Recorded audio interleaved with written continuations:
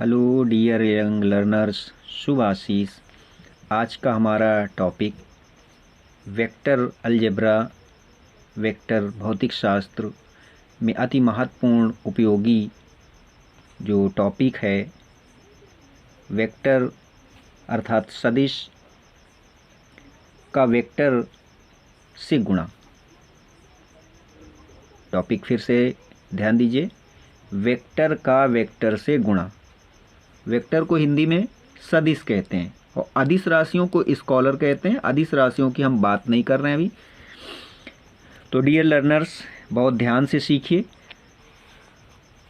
Vector का vector से गुणा। दो वेक्टरों का गुणनफल दो प्रकार का होता है। तो वेक्टर माने हमने आपको बताया सदिश। दो वेक्टरों का गुणनफल दो प्रकार का होता है। नंबर एक, अदिश गुणन या डॉट गुणन। नंबर दो, सदिश गुणन या क्रॉस गुणन। नंबर एक टॉपिक, वेक्टरों का स्केलर अदिश गुणन या डॉट गुणन।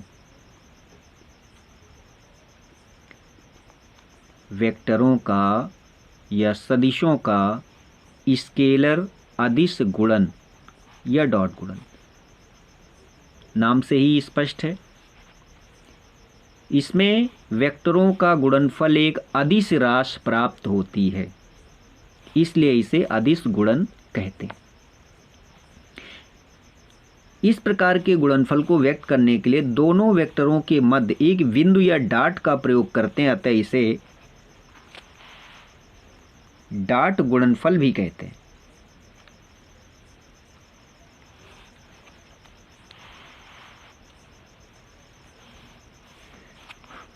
अब इससे परिभाषा क्या बनती है? दो वेक्टरों का स्केलर गुणन एक अदिश राशि है जिसका परिमाण इन वेक्टरों के परिमाण और उनके बीच के कोण की कोज्या अर्थात कॉस के गुणनफल के बराबर होता है। दो वेक्टरों, फिर से सुन लीजिए, दो वेक्टरों का स्केलर गुणन या डॉट गुणन एक अदिश राशि है जिसका परिमाण इन वेक्टरों के परिमाण और उनके बीच के कोण की कोज्या के गुणनफल के बराबर होता है। यदि दो वेक्टर ए, ये जो एरो ऊपर लगा हुआ है, ये वेक्टर अर्थात सदिश को प्रदर्शित करता है। दो प्रकार की राशियां अभी हमने नाम ली, सदिश और अदिश। ये टॉपिक कौन सदिश है कौन अदिश है अलग से समझाया जाएगा। अभी वेक्टर का डॉट गुणन हम लोग सीख रहे हैं। तो देखते हैं, यदि दो वेक्टर ए व बी के परिमाण ए एवं बी हैं तो उनके मध्य कोण थीटा हो, तो परिभाषा के अनुसार सदिश ए डॉट सदिश बी ये होगा ए बी कॉस थीटा, जहां थीटा सदिशों के मध्य बना कोण है। नोट अर्थात विशेष बात, स्केलर यानी अदिश गुणन का भौतिकीय उदाहरण W बराबर एफ डी कॉस थीटा। यहाँ पर W अदिश राशि, F और D दोनों सदिश राशि। इनका गुणन जो आ रहा है वो W कार्य। इसी प्रकार हिंदी में इसको सीखें तो कार्य बराबर बल गुणे बल की दिशा में विस्थापन। अतः दोनों के मध्य कोण थीटा बराबर 0 अंश, तब कॉस 0 अंश बराबर 1 होगा। इसलिए कार्य W अधिकतम होगा जिसका मान W बराबर एफ डी होगा। ये विशेष बात ध्यान रखनी है डियर लर्नर्स। और आगे बढ़ते हैं टॉपिक पर।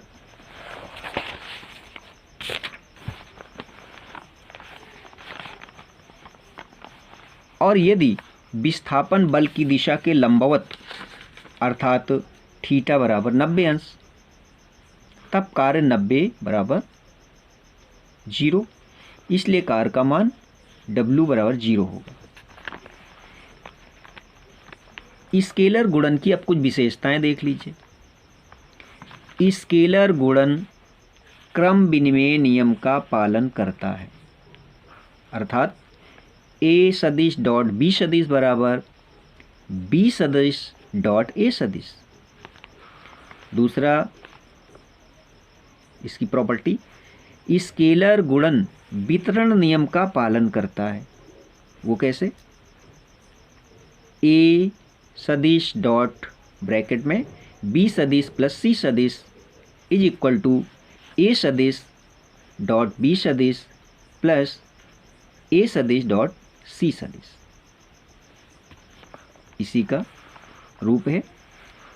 अगली प्रॉपर्टी, समांतर वेक्टरों का गुणनफल अर्थात थीटा बराबर 0 अंश होगा। समांतर का मतलब ये कागज पर खिंची हुई दो लाइन है, इनके बीच कोई कोण तो बनता नहीं, मतलब दोनों के मध्य 0 अंश का कोण बनेगा। तब cos 0 बराबर 1, तो उस समय अगर 0 अंश 1 रख देंगे तो A सदिश डॉट B सदिश बराबर A डॉट B। समान वेक्टरों का स्केलर गुणन फल A डॉट A, तो ये बन जाएगा A डॉट A cos 0, तो दोनों इस तरह से A इंटू A स्क्वायर। अभी परिमाण निकालना भी बताएंगे आपको। इसे स्वगुणनफल सेल्फ प्रोडक्ट भी कहते हैं। इसी प्रकार दो लंबवत वेक्टरों का गुणनफल थीटा बराबर 90, A सदिश डॉट B सदिश is equal to A B cos 90, और cos 90 की वैल्यू 0, तो A सदिश डॉट B इसकी वैल्यू आ जाएगी 0। और यहीं से आप सीख लीजिए, एक प्रमुख गणित में भी और भौतिक शास्त्र में अक्सर प्रश्न सिद्ध करने के लिए आ जाता है कि क्या ये दोनों वेक्टर लंबवत हैं। तो लंबवत हैं तो उनका वेक्टर जो हमारा ये प्रोडक्ट है A सदिश B सदिश, तो इसकी वैल्यू 0 आनी चाहिए, वही हम लोग निकालते हैं। इसी तरह से और आगे मात्रक वेक्टर, ये क्या चीज़ होती है? हमारे यहाँ पेपर में अक्ष होते हैं x y z, तो I J K का मान, ये क्या चीज़ें हैं? मात्रक वेक्टर इनको कहते हैं। ये अलग अलग अक्षों में, ये जो क्रमशः x y z होते हैं लंबवत होते हैं। तो I J K, तो जैसे कहीं पर I J आएगा, तो अगर यहाँ पर लंबवत रखते हैं मतलब cos 90, तो इस तरह से ये हो जाएंगे 0। I J J K और K I, ये तीनों यहाँ पर देखने वाली बात है कि ये देखिए सब अलग अलग हैं। I के साथ J है, J के साथ K है और K के साथ फिर I है, तो ये जो हैं दोनों अलग अलग हैं। इस तरह से आप इसको लर्न कर लीजिए कि ये जब अलग अलग होंगे इनका प्रयोग अति महत्वपूर्ण होता है यहाँ पर। और समान वेक्टरों का गुणनफल, अगर वो समान वेक्टर अभी आपको पढ़ाया गया तो उनके बीच 0 डिग्री का कोण बनेगा। तो अगर A डॉट B यहाँ पर हम लोग cos 90 रखा था, फिर cos 0 रख दें तो 1 हो जाएगा। तो उस समय की स्थिति में लंबवत में अगर ये आते हैं, मतलब ये लंबवत होंगे, तभी I J और K उस समय इनकी वैल्यू 1 हो जाती है। तो ध्यान रखिएगा डियर लर्नर्स, ये हम आपको फिर से बता रहे हैं कि लंबवत वेक्टर सिद्ध करना या लंबवत वेक्टर कह के उसकी कोई वैल्यू दे देना, तो दूसरा वेक्टर निकालना, समांतर वेक्टर कह करके सिद्ध करवाना या उसकी वैल्यू निकालना। तो ये काम हम लोगों को इस वेक्टर अलजेब्रा सदिश विश्लेषण में हमको करना होता है, ध्यान रखिएगा। अभी और कुछ नियम खास हैं, उनको देख लें और प्रैक्टिस भी कर लें।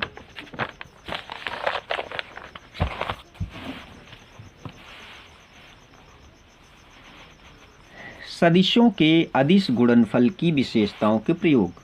अभी आपने विशेषताएं पढ़ी, अब उनका प्रयोग देख लो, क्योंकि यही चीज़ महत्वपूर्ण है, प्रयोग ही इनका महत्वपूर्ण है। मान लो वेक्टर ए, इस एरो के लग जाने से हम लोग इसको सदिश कहते हैं। सदिश ए ये है 2i - 3j + 4k, काल्पनिक सदिश बनाया हमने। इसी तरह से जैसे बी सदिश है, इसको भी काल्पनिक सदिश बनाया, i, j और k। अब देखिए डियर लर्नर्स, योग हम कैसे करें? साधारण योग की तरह इसका भी योग होता है, a सदिश प्लस b सदिश। तो इसी को हमने दोनों को लिख दिया 2i - 3j + 4k। फिर यहाँ पर जोड़ दिखा दिया, क्योंकि a प्लस b सदिश करना है, i 2j + 5k। ध्यान दीजिएगा कितना आसानी से आएगा। अगर इसको जोड़ते हैं तो 2i और i ये दोनों पॉजिटिव हैं, इसलिए 3i हो गया। इसी तरह से -3j और यहाँ पर 2j, जब इसको कैलकुलेट करते हैं तो माइनस का j रह गया। इसी तरह से 4k और प्लस का 5k 9k हो गया। तो ये इसका योग हो गया बड़ी आसानी से। इसी तरह योग वेक्टर का परिमाण, देखिए परिमाण क्या होता है, इनके जो गुणांक होते हैं, जो i j के गुणांक होते हैं, उनको रूट करके हमको निकालना होता है इस तरह से। तो देखिए जैसे इसी का परिमाण निकालना है, योग वेक्टर का परिमाण, ये जो मापांक की निशान हैं और जिनको हम लोग परिमाण कहते हैं, तो इसका फार्मूला है, जैसे कोई दो वेक्टर आ गए, x square Y square Z square, ये क्या है? जो i का गुणांक होता है वो हम x कहते हैं, और जो j का गुणांक होता है उसको y कहते हैं, और जो k का गुणांक होता है उसको हम z कहते हैं। डियर लर्नर्स ध्यान रखिएगा, बहुत महत्वपूर्ण टॉपिक। a प्लस b का परिमाण अगर हम यहाँ देखते हैं, ये 3 था, 3 का हमने स्क्वायर करा तो ये इस तरह से हमारा हो गया 9। लाइए एक चीज़ छूट रही, उसको हम यहाँ प्रदर्शित कर देते हैं ताकि कोई प्रॉब्लम ना हो समझने में। इस तरह से समझिए, 3 का वर्ग हो गया स्क्वायर प्लस ये -1 का स्क्वायर हो गया, और यहाँ जगह कम है तो ये हमने कर दिया 9 का स्क्वायर। 9 का स्क्वायर कर दिया तो 3 3 9, यानी 3 का स्क्वायर 9 हुआ, -1 का स्क्वायर 1 ही हुआ, और ये 9 का स्क्वायर 81 हो गया। टोटल ये परिमाण निकल आया 91 रूट के अंदर, क्योंकि इसका रूट तो आप निकालेंगे नहीं। और देखते हैं अंतर में क्या होता है, वही दोनों वेक्टर हमने लिखे ब्रैकेट में, बीच में माइनस लगा दिया, और माइनस खोलने से ये सारे सिग्नल, सारे चिन्ह बदल गए। अब इसको कैलकुलेट करते हैं, 2i इस तरह से एक घट गया तो केवल i बचा, -3j और 2j ये 5j हो गया। इसी तरह से 4k और 5k ये माइनस का k हो गया। अब आया अंतर वेक्टर का परिमाण, तो पहले भी आप सीख चुके हैं फार्मूले में कि x square Y square Z square. तो गुणांक यहाँ 1 आया, 1 का स्क्वायर कर दिया, यहाँ -5 था y की जगह तो इसका स्क्वायर कर दिया, और यहाँ -1 k का है तो उसका कर दिया, तो 1 का 1 रहा, 5 का 25 हो गया, और इधर 1 का 1 ही रहा, 1 ही रहा। इस तरह से सबको कैलकुलेट किया, 27 रूट के अंदर आ गया। इसका वर्गमूल अभी हम लोगों ने नहीं निकाला है, 3√3 हो सकता है। इसी तरह से अब बहुत महत्वपूर्ण बात है डाट गुणन, मतलब आपने योग सीखा, अंतर सीखा, अब हमको सीखना है गुणनफल। तो वही दोनों वेक्टर हमने लिखे, 2i - 3j 4k और डॉट में i और इसी तरह से 2j 5k, यानी जो वेक्टर हमने काल्पनिक वेक्टर लिए उन्हीं का। अब देखिए 2i और यहाँ 1i इसका स्क्वायर होगा, दोनों का गुणांक का गुणा हो गया और इनका अक्षरों का हो गया i स्क्वायर। इसी तरह से j का हमने कर दिया, j स्क्वायर हो गया, और ये 3 और 2 का मल्टीप्लाई और चिन्हों का भी 6 हो गया। इसी तरह से 4 और 5 का 20 हो गया। और डियर लर्नर्स, अन्य कोई भी हम गुणा करेंगे तो उनमें i, j, k i ऐसा आएगा जो आप पहले से सीख चुके हो, 0 हो गए हैं तो उनको करने की कोई आवश्यकता नहीं। इस बात को आप ध्यान रखिएगा, ये बात बहुत ही महत्वपूर्ण है, क्योंकि लिखेंगे विस्तार होगा और प्रॉब्लम बनेगी। तो अगर डॉट गुणन निकालना है तो सीधा ये स्क्वायर स्क्वायर वाले निकाल लो, बाकी सब छोड़ दो क्योंकि वो 0 हो जाते हैं। इसके अलावा इसको कैलकुलेट करते हैं तो इस तरह से 2i स्क्वायर, j स्क्वायर, और इसके पहले i स्क्वायर की वैल्यू 1 आप प्रॉपर्टीज़ में सीख चुके हैं।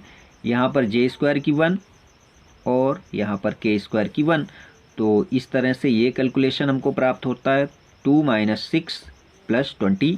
इस तरह से उसको कैलकुलेट किया, देखो हमने यहाँ लिख भी दिया है। इसके अलावा अन्य वेक्टर गुणनफल जो भी होंगे वो 0 हो जाएंगे, करके भी देख सकते हैं। उनमें क्रमशः i j, j k और k i आएगा जो 0 हो जाते हैं। इसी तरह से दोनों वेक्टरों a सदिश व b सदिश के मध्य कोण अगर निकालना है तो cos थीटा बराबर सदिश a डॉट सदिश b, मतलब क्या करना पड़ेगा, दोनों का डॉट गुणनफल निकालना पड़ेगा, और डॉट गुणन के फल के बाद इस तरह से इनका जो परिमाण होता है, जो x स्क्वायर अंडर रूट के अंदर y स्क्वायर z स्क्वायर करना होता है, वो से भाग दे देंगे, निकल आएगा। देखिए वेक्टर a का परिमाण कैसे निकालेंगे। वेक्टर a के परिमाण में x square y square z square हमने लिखा, ये x y z i j k के क्रमशः गुणांक हैं, उनको लिखा और ये कैलकुलेट किया। 2 स्क्वायर - 3 का स्क्वायर प्लस का 4 का स्क्वायर, तो 2 का 4 और 3 का 9 और 4 का 16, इस तरह से सब मिल करके 29 हुआ।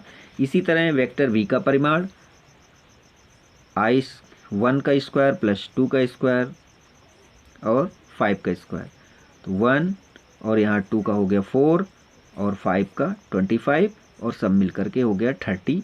तो डॉट जो गुणनफल इस तरह से हम लोगों को ये प्राप्त हो रहा है 30, वो देखना है।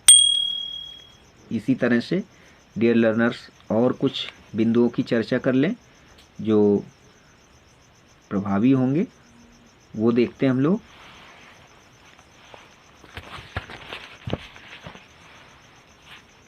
दोनों वेक्टरों के मध्य कोण cos theta a dot b और इनके सभी के परिमाण, इसका तो वैल्यू हमने 16 कहीं निकाल रखा हुआ है, पहले से वही रख देते हैं। इसी तरह से हम लोग cos थीटा ये कैलकुलेशन और थीटा बराबर cos इनवर्स करके ये चीज़ हमको प्राप्त होती है। अब विशेष बात क्या है, विशेष बात यह है कि बोर्ड या परीक्षा में पूछे जाने योग्य कुछ नियम, वो क्या है, यदि वेक्टरों को लंबवत करना हो तो स्केलर गुणनफल 0 आएगा, अर्थात डॉट गुणनफल जो है आपका 0 आएगा। मतलब क्या हुआ, cos थीटा बराबर cos 90 होना चाहिए, और ये जब इस तरह cos 90 की वैल्यू 0 होती है, ध्यान रखिएगा। यदि वेक्टर समांतर सिद्ध करना हो तो स्केलर गुणनफल अर्थात डॉट गुणनफल जो आएगा वो ए बी होगा, जहाँ ए व बी सदिश ए व बी के परिमाण होंगे। तो अभी हमने आपको बताया कि परिमाण कैसे निकालते हैं, प्रोडक्ट का परिमाण कैसे निकालते हैं, अंतर का परिमाण कैसे निकालते हैं, ये सब करके दिखाया। तो बहुत आसान है, ये आप कर सकते हो और अच्छे अंक भी ला सकते हो। अर्थात समांतर के लिए कॉस थीटा बराबर कॉस 0 जो 1 होना चाहिए। इसी तरह से और समान वेक्टरों का स्केलर गुणनफल वेक्टर के परिमाण का वर्ग होगा, अर्थात ये स्केलर गुणनफल मतलब डॉट गुणनफल, ये जो दो वेक्टर होंगे उनका वर्ग होगा। इसी तरह से वेक्टरों के जोड़ने, घटाने या गुणा करने के लिए जिस गणित का प्रयोग होता है उसे हम लोग वेक्टर अलजेब्रा के नाम से जानते हैं। इसको हिंदी में वेक्टर या सदिश बीजगणित भी कहा जाता है। डियर लर्नर्स, एक खास बात और, ये टॉपिक जो अभी आपको हमने पढ़ाया गणित एवं भौतिक शास्त्र में अति महत्वपूर्ण है और दोनों जगह परीक्षाओं में पूछा जाने वाला है। और पूछा यही जाता है कि या तो इसका जोड़ बताइए, या तो समांतर हैं कि नहीं है, समांतर हैं तो एक वेक्टर है तो दूसरा वेक्टर क्या होगा, लंबवत हैं तो कैसे हैं। इस तरह से डियर लर्नर्स ये प्रश्न बहुत ही महत्वपूर्ण बन जाता है। शुभ आशीष।